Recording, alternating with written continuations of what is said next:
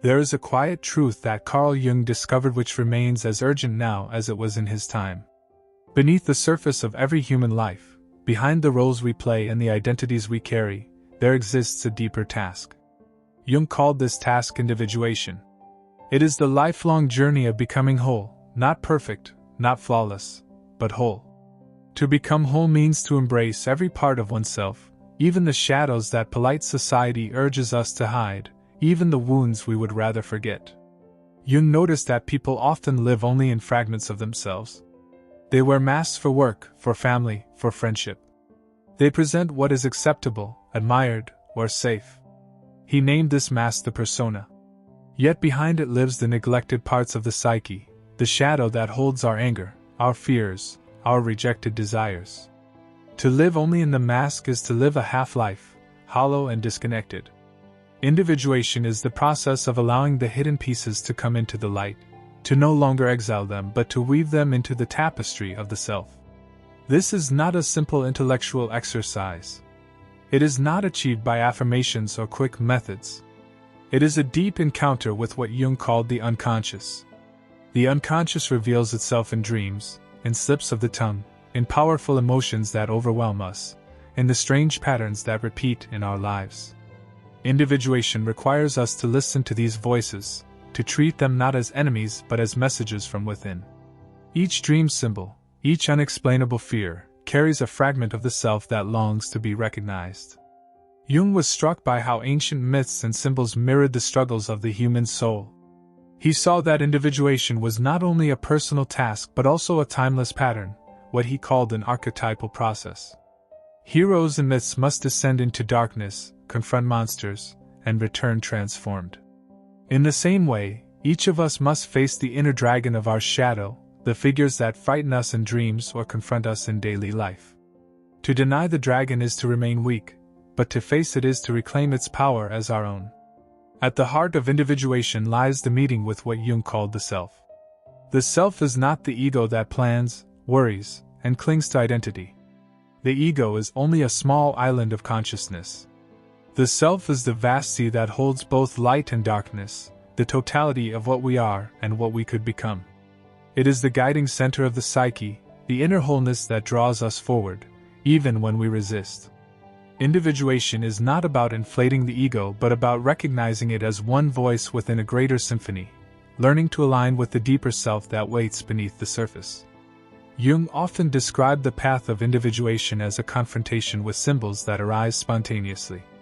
A dream of a wise old man or woman, an image of a serpent, a vision of a mandala.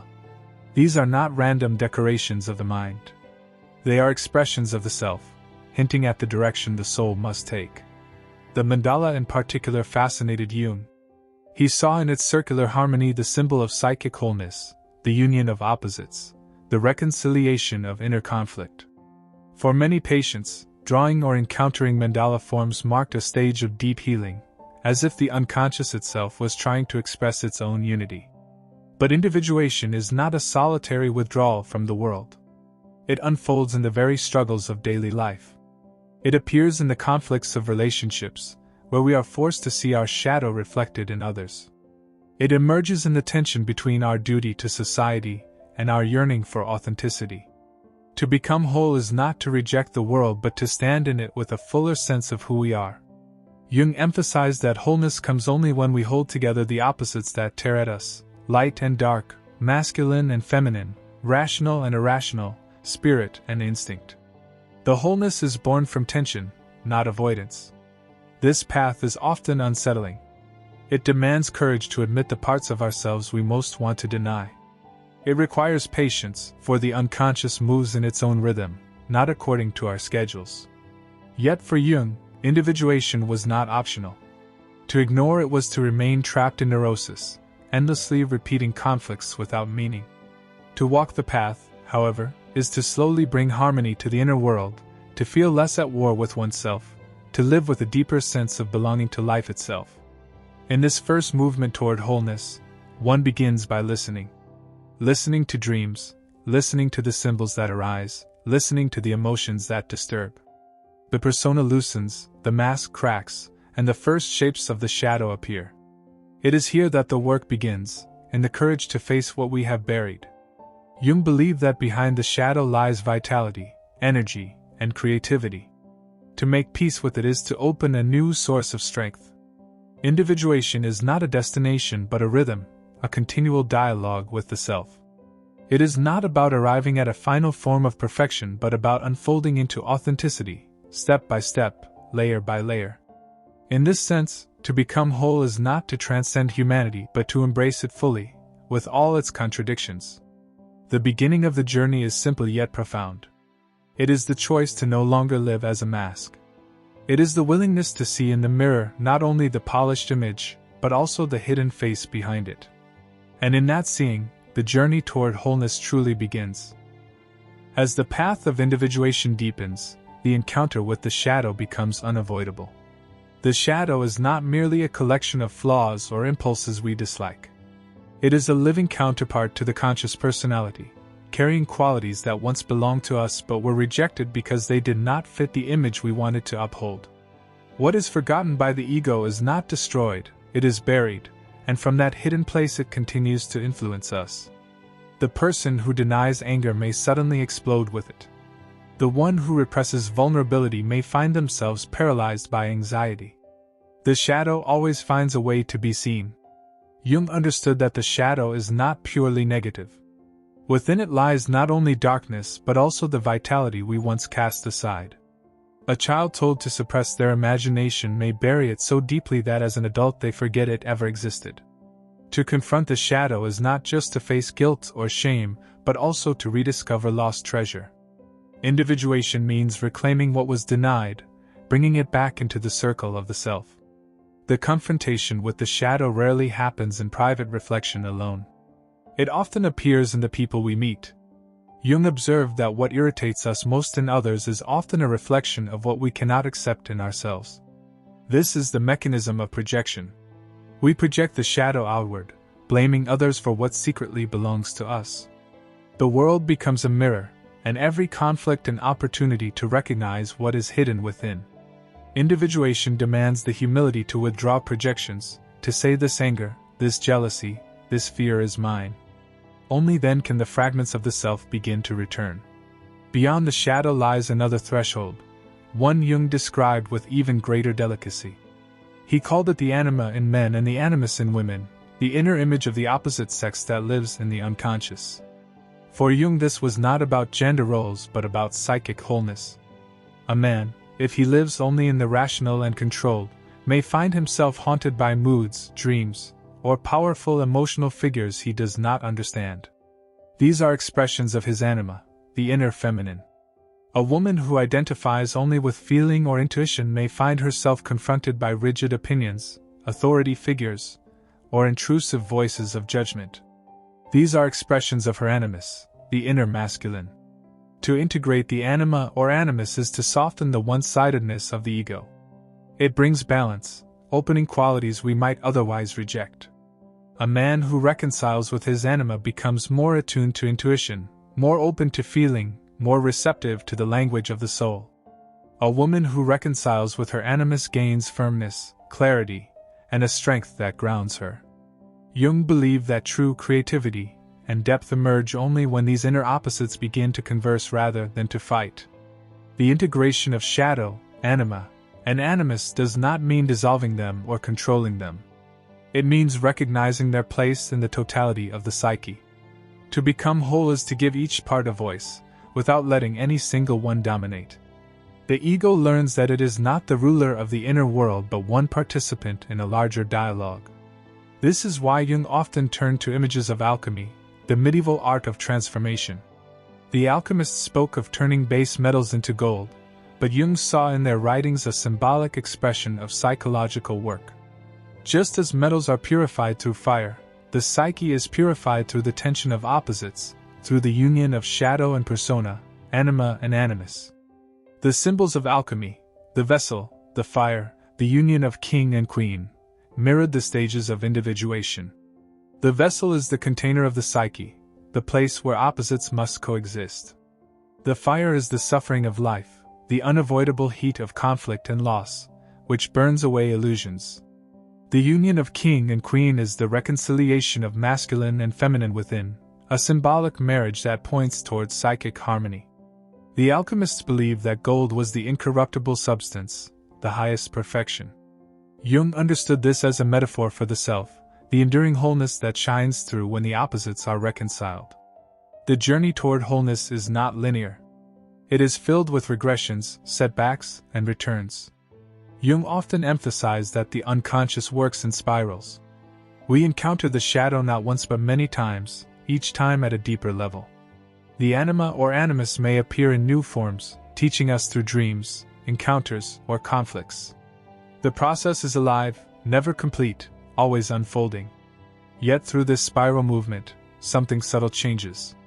A person who once felt torn between masks begins to feel more rooted. The contradictions within them do not vanish, but they no longer tear the psyche apart. There is a sense of belonging to oneself, of being less dependent on approval, less enslaved by fear. Jung described this as the emergence of the self into consciousness. It is as though the inner center, once hidden, begins to shine through the fragments, drawing them into unity. To become whole is not to escape suffering but to transform it. The fire that once consumed becomes the fire that illuminates. The shadow that once threatened becomes the well of energy that sustains. The anima or animus that once haunted becomes a guide toward balance. This is the mystery of individuation, that what once seemed like obstacles turn out to be essential to the very path of growth. And in this movement, a person discovers that wholeness is not something they build from scratch. It is already present, waiting to be uncovered. The self has always been there, hidden beneath the noise of the ego, patiently guiding through symbols, dreams, and conflicts. Individuation is less about inventing who we are and more about remembering, reclaiming, and allowing the deeper self to emerge. This is where the path begins to open into its greater depths. Once the shadow and the inner opposites are encountered, the individual stands on the threshold of a new vision, a sense that behind all the fragments lies a center, an inner ground, a source of meaning that cannot be shaken. When Jung spoke of the self as the guiding center of the psyche, he did not mean an abstract concept or an idea to be admired from a distance. He meant something profoundly experiential, something that could be felt in the deepest layers of life. The self makes itself known through symbols, synchronicities, and inner experiences that carry a weight far beyond ordinary thought. To walk further into individuation is to begin to recognize these subtle signs and to trust their quiet authority. Jung often told the story of patients who came to him in despair, convinced their lives had lost all meaning. Many of them were outwardly successful yet inwardly hollow, living only for roles imposed by society. In dreams, these same patients would see images of circles, mandalas, or radiant centers. Jung knew these were not random. They were messages from the self, urging the person to seek the wholeness buried beneath the surface. For some, beginning to draw these images or reflect upon them became the first step toward reconnecting with their own center. Wholeness, however, cannot be found by bypassing suffering. Individuation requires what Jung called the confrontation with the unconscious, a willingness to face what is dark, irrational, and painful. It is here that the ego resists the most, for the ego thrives on control and order. Yet the unconscious does not obey such commands. It speaks in dreams that unsettle us, in symptoms that disturb us, in events that shatter our certainty. For Jung, these moments of rupture are not meaningless misfortunes. They are the very doorway to deeper growth. This is why he turns so often to myths of descent. The hero must leave the familiar world, journey into the underworld, and face trials that strip away their illusions. Only then do they return transformed, bearing new wisdom. Individuation mirrors this descent. A person must be willing to lose what is comfortable, to enter the inner darkness, to meet figures that challenge their assumptions. In dreams, this may appear as monsters, abysses, or endless labyrinths. In life, it may appear as crises, failures, or losses. Yet each descent carries the possibility of renewal, for the treasure lies in the very place we fear to go. Jung's own life bore witness to this. After his break with Freud, he entered a period of deep inner turmoil. He withdrew from much of his public work and allowed himself to confront the flood of images and visions that rose from his unconscious. He recorded them with care, later weaving them into what became known as the Red Book. There he met figures that terrified and bewildered him, but he refused to turn away. Out of this confrontation emerged not madness, but a deepened sense of the psyche structure, a clearer vision of the self as the guiding reality behind human life. The individuation process, then, is not about eliminating conflict but about holding it consciously. Jung insisted that the human psyche thrives not by erasing opposites, but by bearing their tension. The conflict between instinct and morality, between reason and emotion, between individuality and community, these do not vanish. Instead, the self integrates them into a larger whole. To become whole is to stand in the midst of contradiction without being torn apart. It is to feel the tension as creative rather than destructive. This is why Jung placed such emphasis on symbols. Logical explanations cannot reconcile opposites. Only symbols, with their power to hold many meanings at once, can bridge the divide. A mandala unites order and chaos, a serpent unites death and renewal, a cross unites suffering and redemption. To engage with these symbols is not to analyze them into pieces but to allow them to work upon the soul, to hold their mystery long enough for transformation to occur. Individuation, then, is a sacred task. It is not about fitting into the demands of culture but about answering the deeper call of the self. Jung noticed that when people ignored this call, life often grew barren. They repeated old patterns, fell into compulsions, or drowned in despair. But when they turned toward it, even in small ways, life gained depth.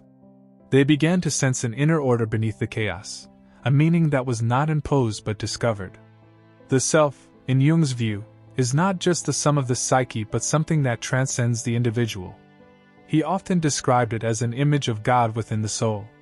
Not the God of dogma or doctrine, but the living presence that reveals itself in dreams, in symbols, in the quiet sense that life is guided by more than chance. Individuation, therefore, is not only psychological but spiritual. It is the discovery that the inner journey mirrors the timeless quest for the divine. This does not mean abandoning the world. Individuation is not a retreat into solitude or a rejection of human responsibility. On the contrary, it deepens one's engagement with life. A person who has encountered their shadow, who has reconciled their inner opposites, and who listens to the voice of the self becomes more authentic, more grounded, more compassionate.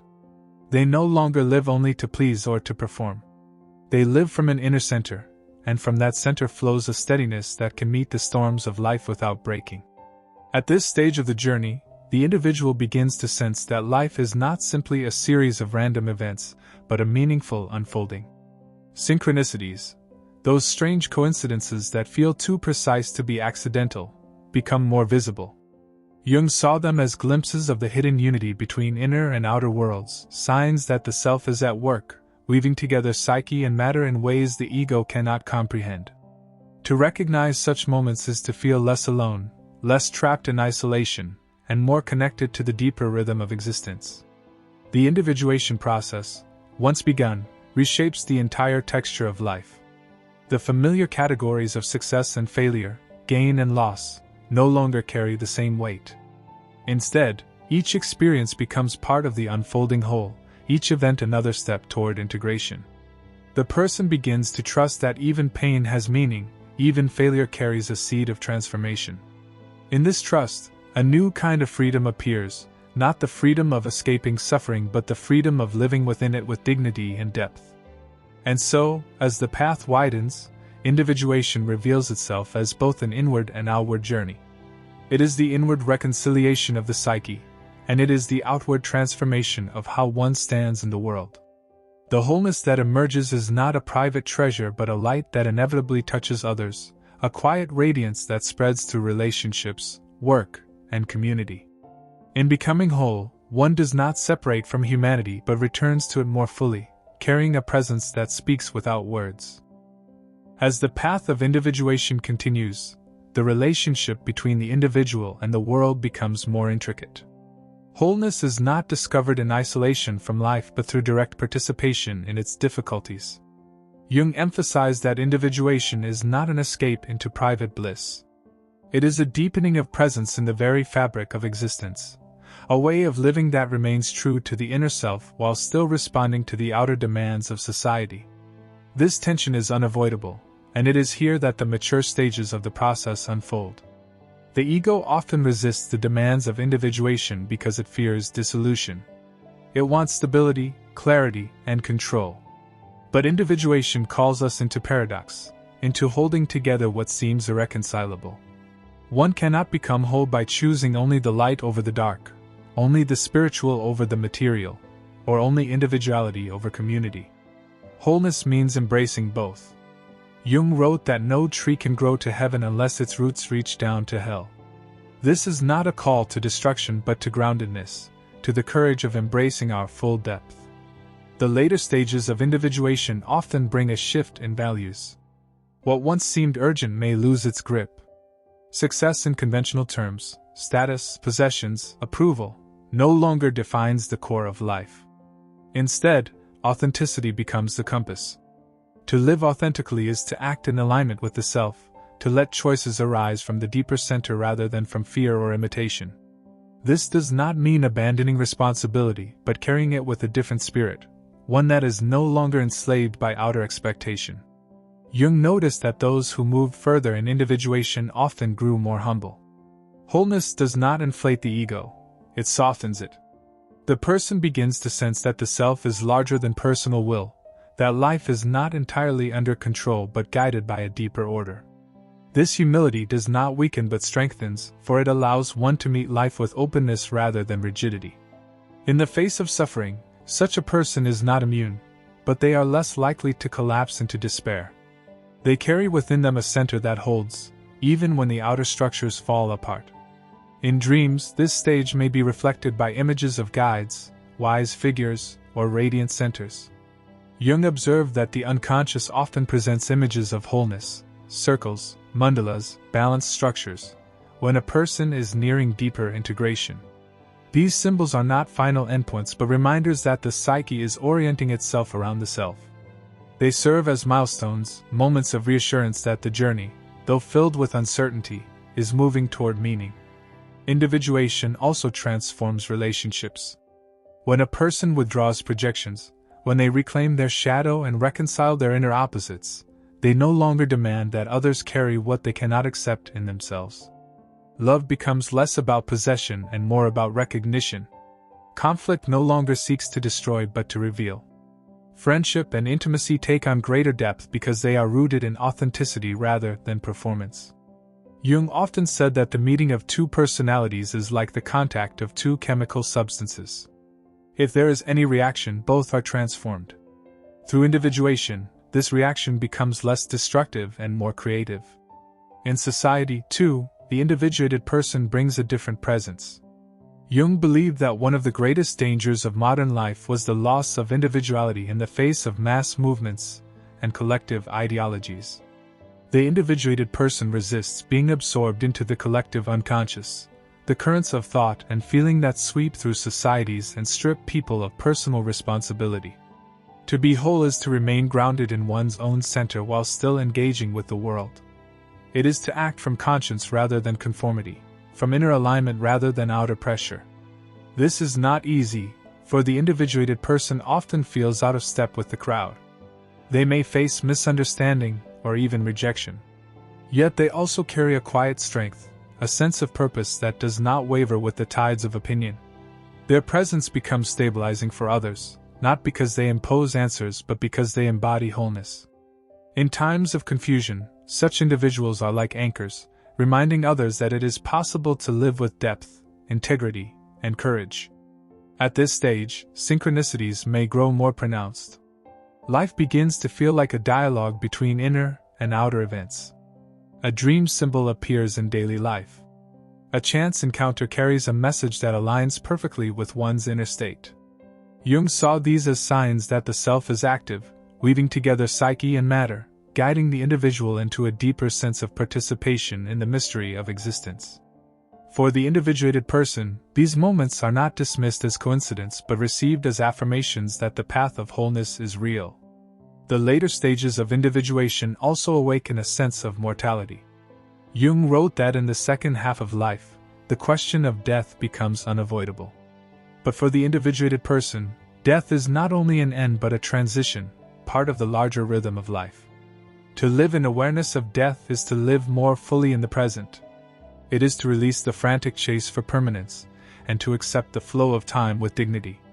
Wholeness does not fear death because it has already learned to embrace opposites, and death is the final opposite of life. Thus, individuation does not remove one from the human condition. It does not promise escape from suffering or exemption from loss. Instead, it provides a way of living within these realities with balance and depth. It grants the ability to carry both joy and sorrow without fragmentation, to stand in the world without losing the inner ground. It allows the individual to live not as a fragment, not as a mask, but as a whole human being. At this point, the journey is less about striving and more about resting into alignment. The self, once distant, now feels near, not as something achieved but as something revealed. The individual discovers that they were never incomplete, only unaware of the wholeness that was always present. And in this realization, life takes on a different quality, marked by a quiet depth that cannot be shaken by passing storms. In the final movement of the individuation journey, life itself becomes the arena where wholeness is lived. The struggle with shadow, the reconciliation of opposites, the guidance of symbols, all of these slowly weave together into a way of being that carries the signature of the self.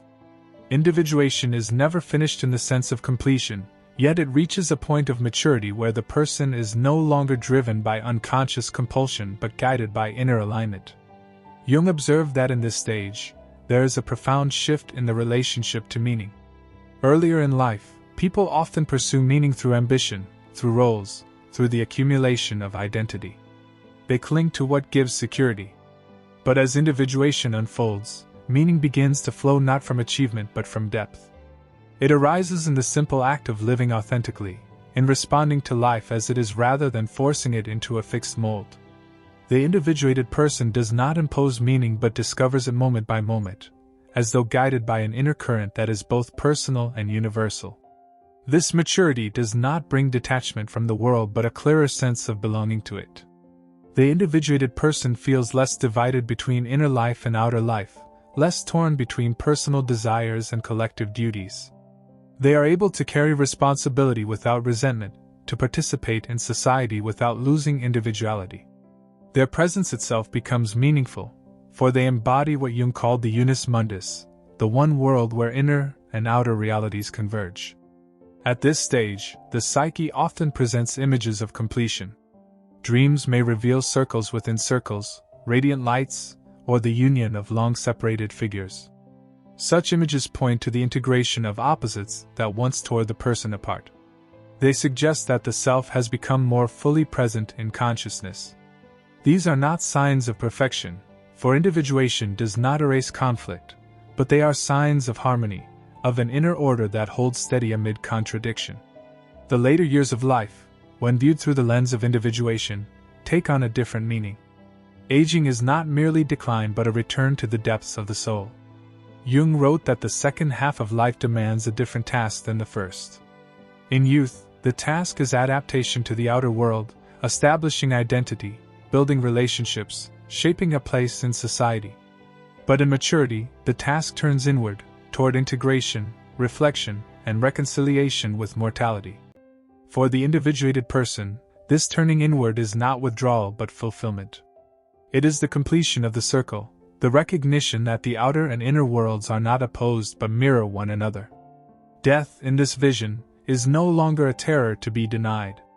It is experienced as a threshold, the final transformation in the ongoing rhythm of existence. Jung suggested that just as birth brings us into time, death may return us to the timeless ground from which we came.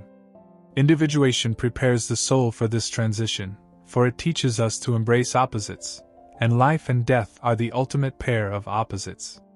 To accept death as part of the whole is to live the final stage of individuation with peace. For those who reach this depth, life acquires a new clarity. They no longer chase what fades, nor are they enslaved by fear of loss. They live with gratitude, not as sentiment but as a natural recognition of the gift of existence. They carry a stillness that is not withdrawal but presence, a quiet radiance that touches others without words. Their very being becomes symbolic, a living expression of the wholeness Jung believed every soul carries within. Individuation is not a philosophy to be studied from a distance. It is the unfolding of human life at its most authentic. It is the journey of integrating shadow and light, reconciling inner opposites, recognizing the self, and embodying wholeness in the midst of the world. It is the lifelong process of becoming what we already are in potential. And perhaps this is the deepest truth Jung left us with, that wholeness is not something to be invented but something to be remembered. It is the hidden gold of the soul, waiting patiently beneath the fragments, waiting for us to face the darkness, to embrace the opposites, to listen to the symbols, and to live from the center that has always been there. To become whole is not to rise above life but to enter it completely, to stand with both feet in the mystery, knowing that every joy and every sorrow belongs, and that through them all, the self is quietly at work, guiding us toward the fullness of being.